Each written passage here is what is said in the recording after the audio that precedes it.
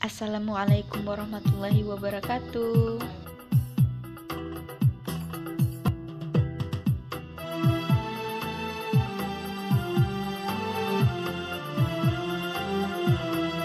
Kisah Isra Mi'raj Nabi Muhammad Sallallahu Alaihi Wasallam. Isra Mi'raj adalah perjalanan Nabi Muhammad Sallallahu Alaihi Wasallam atas perintah Allah Subhanahu Wa Taala yang ditempuh dalam waktu semalam. Isra adalah perjalanan Nabi Muhammad dari Masjidil Haram ke Masjidil Aqsa. Sedangkan Mi'raj adalah perjalanan Nabi Muhammad dari bumi menuju ke langit ketujuh. Lalu dilanjutkan ke Sidratul Muntaha. Sidratul Muntaha menjadi akhir perjalanan untuk menerima perintah Allah Subhanahu wa taala. Perintah tersebut berupa sholat 5 waktu sehari semalam. Peristiwa Isra Mi'raj menjadi peristiwa yang agung dalam perjalanan hidup Nabi Muhammad. Didatangkan kepada Nabi Muhammad binatang berwarna putih dan panjang melebihi seekor keledai dan lebih kecil dari bakhal atau kuda yang bernama buraq. Lalu Nabi Muhammad menunggangi binatang tersebut sampai ke Baitul Maqdis. Setibanya di Baitul Maqdis, Nabi Muhammad mengikat hewan tersebut di dekat tunggangan para nabi. Kemudian Nabi Muhammad masuk ke masjid lalu sholat 2 rakaat. Setelah sholat Nabi keluar.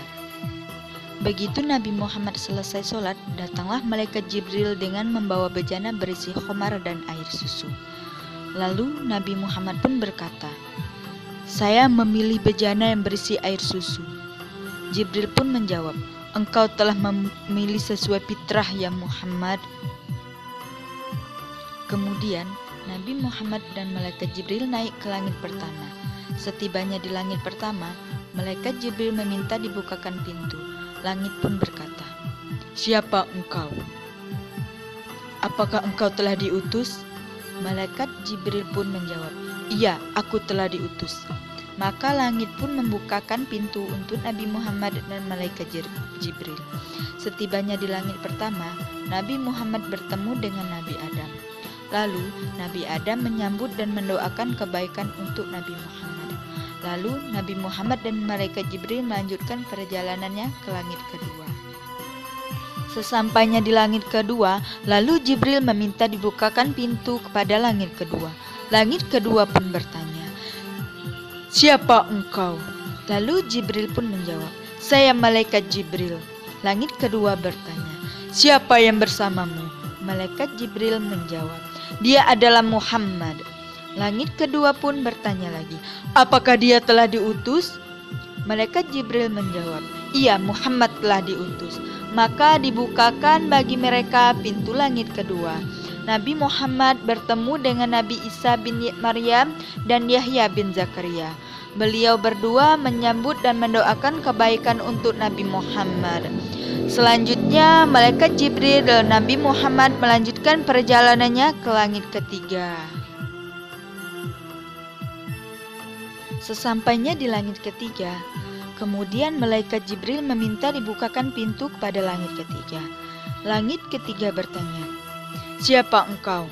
Lalu Jibril menjawab, "Saya Jibril." Dikatakan lagi kepada langit ketiga, "Siapa yang bersamamu?" Lalu Jibril menjawab, "Dia Muhammad." Langit ketiga bertanya lagi, "Apakah dia telah diutus?"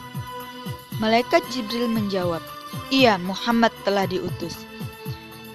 Maka dibukakan bagi mereka pintu langit ketiga. Nabi Muhammad bertemu dengan Nabi Yusuf yang telah diberi separuh dari ketampanan wajahnya. Beliau menyambut dan mendoakan kebaikan untuk Nabi Muhammad. Selanjutnya, Nabi Muhammad dan malaikat Jibril melanjutkan perjalanannya ke langit keempat. Setelah sampai ke langit keempat, malaikat Jibril meminta dibukakan pintu kepada langit keempat. Maka langit keempat bertanya, "Siapa engkau?" Lalu Jibril pun menjawab, "Saya Jibril." Langit keempat bertanya lagi, "Siapa yang bersamamu?" Jibril menjawab, "Iya, Muhammad." Lalu langit keempat bertanya lagi, "Apakah dia telah diutus?" Lalu malaikat Jibril pun menjawab, "Iya, Muhammad telah diutus." Maka dibukakan bagi mereka pintu langit keempat, dan Nabi Muhammad bertemu dengan Nabi Idris. Beliau menyambut dan mendoakan kebaikan untuk Nabi Muhammad. Selanjutnya, Nabi Muhammad dan Malaikat Jibril melanjutkan perjalanannya ke langit kelima. Sesampainya di langit kelima, kemudian Malaikat Jibril meminta dibukakan pintu kepada langit kelima. Langit kelima bertanya, "Siapa engkau?" Lalu Jibril pun menjawab, "Saya Jibril." Langit kelima bertanya lagi, "Siapa yang bersamamu?" Malaikat Jibril menjawab, "Ia Muhammad." Langit kelima bertanya lagi, "Apakah dia telah diutus?" Maka Malaikat Jibril menjawab, "Ia Muhammad telah diutus." Maka dibukakan bagi mereka pintu langit kelima. Nabi Muhammad bertemu dengan Nabi Harun. Beliau menyambut dan mendoakan kebaikan untuk Nabi Muhammad.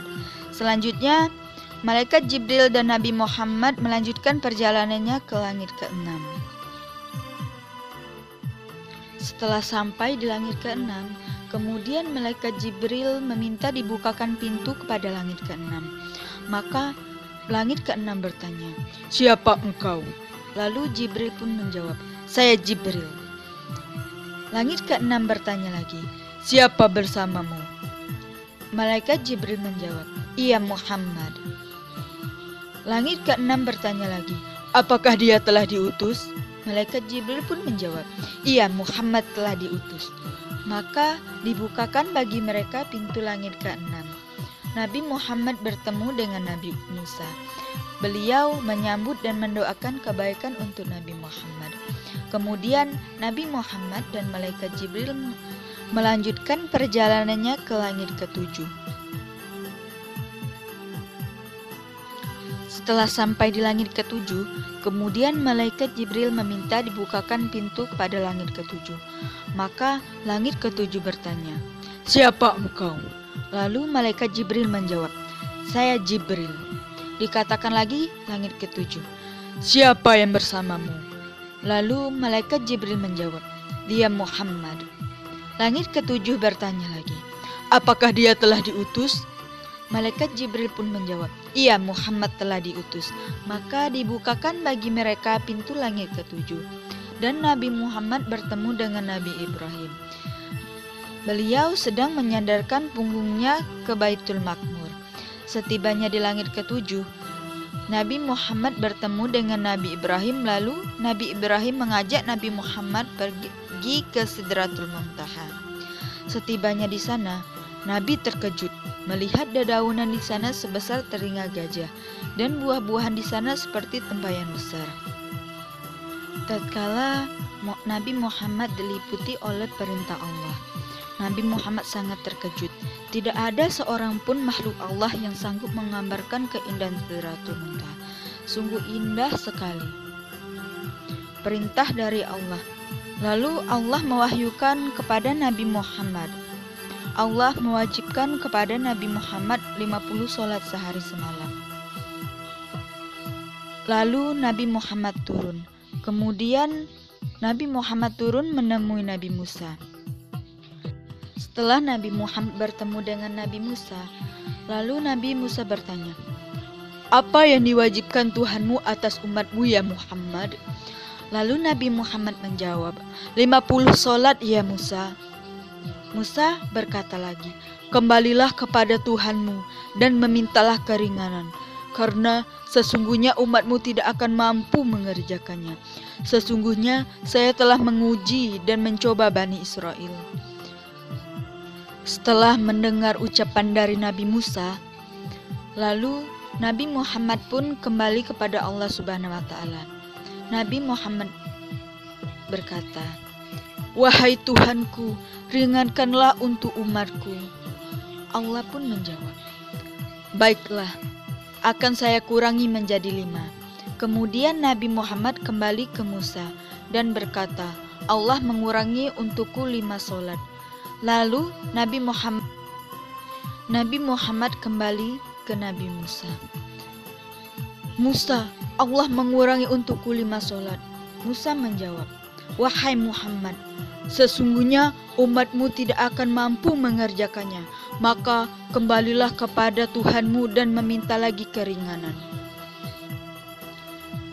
Nabi Muhammad terus-menerus bolak-balik menghadap Allah dan menemui Musa.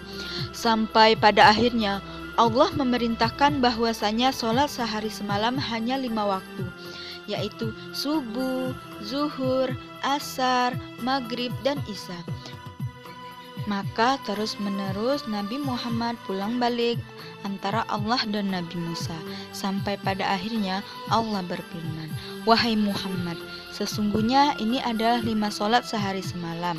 Setiap sholat pahalanya 10, maka semuanya 50 sholat.